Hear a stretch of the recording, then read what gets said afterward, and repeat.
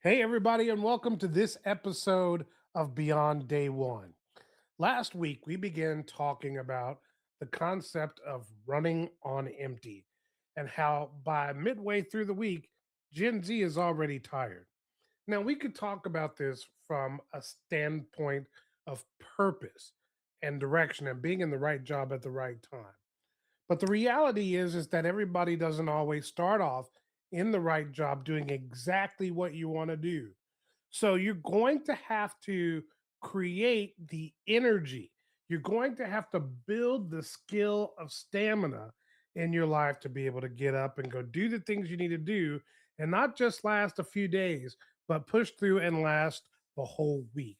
Last week, we kind of named the problem. This week, we're going to start fixing it, talking about the emotional and mental health that's needed in order to do this.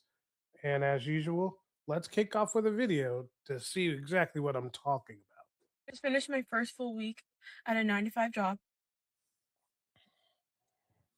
and I'm gonna crash out because this can't be the rest of my life. I'm just like not ready. I barely lived. I feel like my life is over. I feel like my life is over. I feel like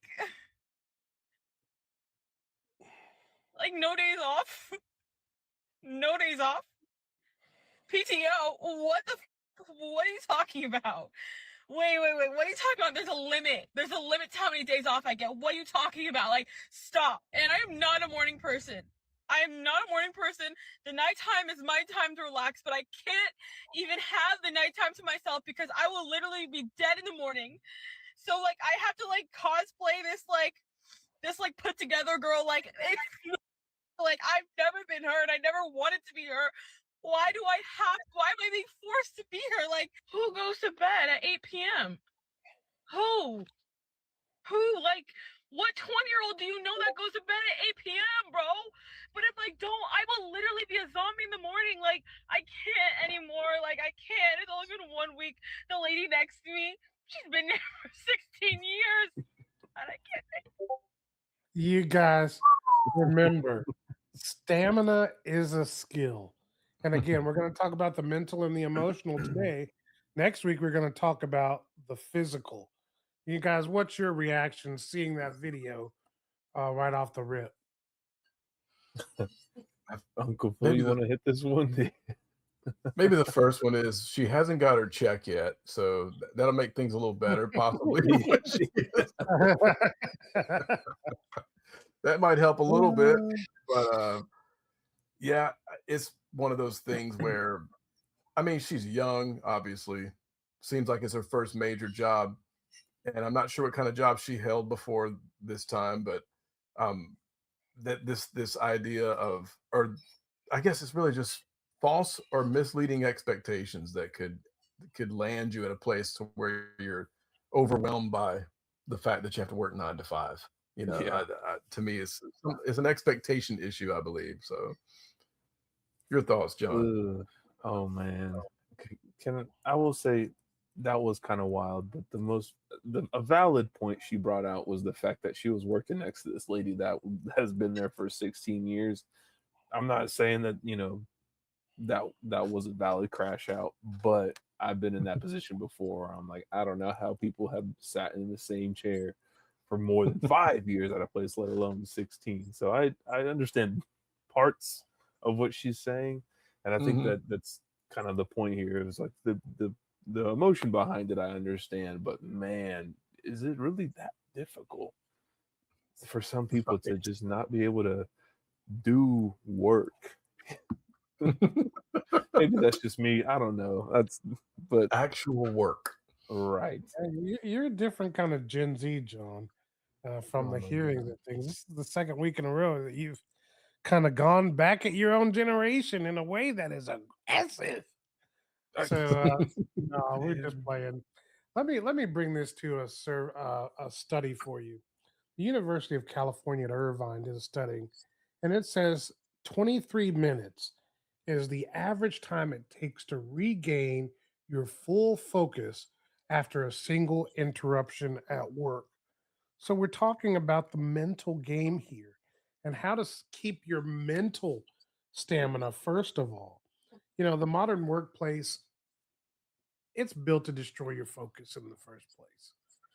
Because the reality is, and I can tell you from personal experience, the emails, the notifications, the pings, the stop bys of your desk, the need to go to the bathroom, all these things, they play, and then your own just general disinterest at the moment that leaves you floating around to other people's desk and talking to people, being a distraction to them, and then everybody in the organization is distracted, right?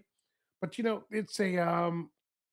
it's just a when we talk about getting our mental game together so that we can win the stamina game at work, we're really talking about protecting your attention. And Yeah. when we talk about protecting your attention, it means that you got to switch up some old thinking. Like, one of the old bits of thinking is multitasking, right? Mhm. Mhm. Um, I personally have come to believe that multitasking is a lie. Right there with you, Um, David. Wow. because I've tried multitasking over and over again, but it seems like even in my multi, I was still doing one thing Yeah. at that one time. And Yeah. so killing things like multitasking over single tasking, you know, blocking out times in realistic chunks, and the discipline in finishing before you switch. That's a huge one. That's a big one for me too, because I can bounce from flower to flower to flower, even in my own work. I can start here and be like, ooh, this needs this over here. And then if I do this over here to bring that over here, and before I know it, I'm self distracted. Right. And so my mental game is off. And as I self distract, and then I'm like, well, let me look at this YouTube video for just a minute. 30 minutes later, Yeah. I am, now trying to figure out, okay, I'm getting back in the game. I'm going to do it this time. I got it. I got it. I'm in here. Three more videos later. Okay, I'm serious this time. I'm serious. We're focused. We're focused. We're in this. I'm going to put some more music in. 5 song later where I've been singing along with it and enjoying it, and then somebody comes over to the desk and, oh, then we got to go to a meeting. And by the time the day is over, I can't account for anything meaningful that I've gotten done. And Right. so that means that I need to build my mental stamina. Philip, you recall a time, or can you talk about building mental stamina in the workplace? It really is a matter of doing your best to set priorities on your work. I think that's one of the things that goes missing a lot of times is you have to first of all find out what the main tasks are, the most high value tasks on your job that you have to take care of. Things that really can't wait or things that are a must do instead of would be nice to do. And if you can find those out and then decide that I'm not going to try to put my hand in 50 different pots, I'm going to stay focused on that one main thing that I have to do for the day and lock in until it's done. And Yeah. you almost literally have to act like no other task exists, until that one's done. And it's a helpful thing because I am definitely one of those people that can get distracted very easily, like super easy. So for me, it was the process of establishing priority and saying, okay, what's the most high value task I can be involved in right now, and then just lock in on that. That's really good, Philip. Now, on the one side, you've got the mental, but on the other side, you've got the emotional, and usually the two are connected. They are the Right. same string pulling one on the other. Yeah. Now, when you're dealing with emotional stamina, we're talking about the need to stay steady when things are hard. Now, look at this survey. There was that the number is 37%, that you are 37% more likely to be absent, or 37% more likely to be absent are employees who feel emotionally disconnected from their work compared to engaged peers. So you'll look around the room and you'll see some people seem to be just locked in. They're engaged in their work. And, I've had days where wasn't just mentally disconnected, I wasn't feeling it at all.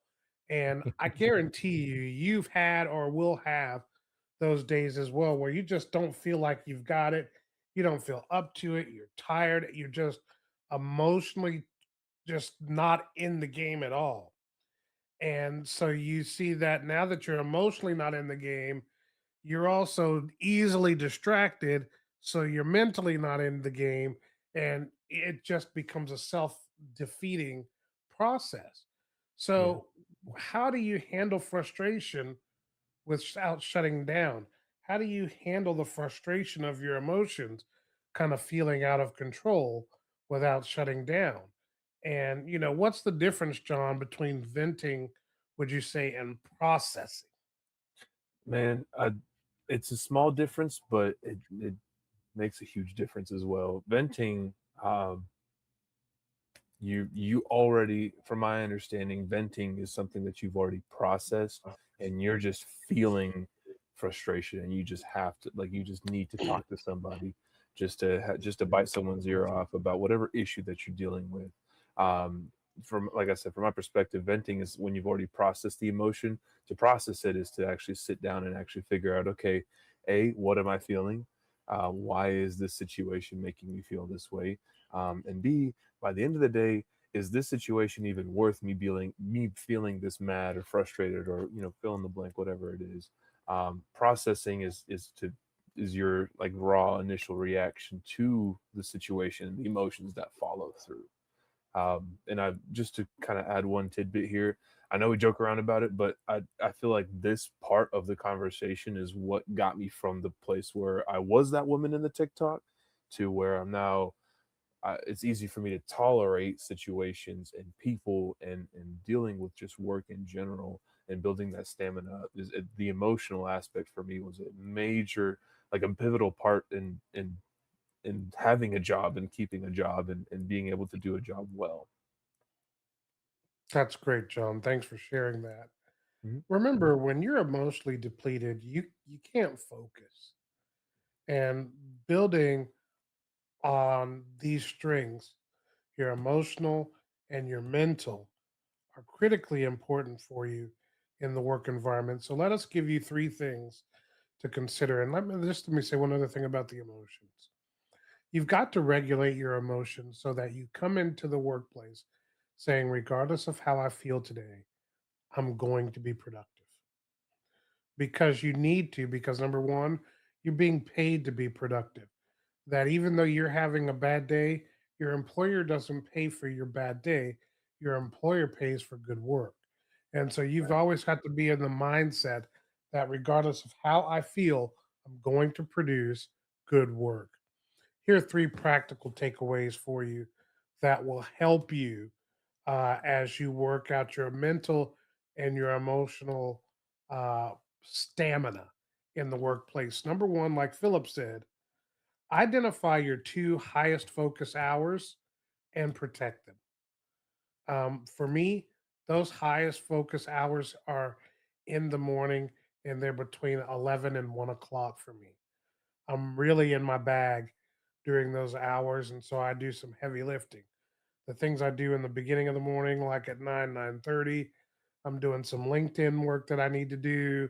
I'm doing some dripping through some letters and emails and contacts from 10:30 till about 11 or 10 to 11. And then at 11, I start moving into a deep block of work that I really need to focus on and give my time and attention to in building. Find out your two most productive hours and then protect them with everything that you've got. The next thing is name your frustration before you react. Name the frustration before it act. And you don't have to tell somebody else, say to yourself, all right, what's bothering me here? All right, I'm really frustrated with how Jack keeps handling these certain items in our work. And you might then consider how you might go to Jack and talk about it or what the solution is, but at least tell yourself what the real issue is before you react. And third, um, single task for 1 hour tomorrow. No switching, no phone. Just focus on one single task for 1 hour and don't allow any other distractions to come in. Put your phone on do not disturb. You can even put your computer on do not disturb and give yourself the focus time that you need to get things done. So we've covered the mental and the emotional. Up next, we're going to talk about being physically ready for the workday so you're not run down. Until next time, I'm David. That's Phillip. He's John, and we're out.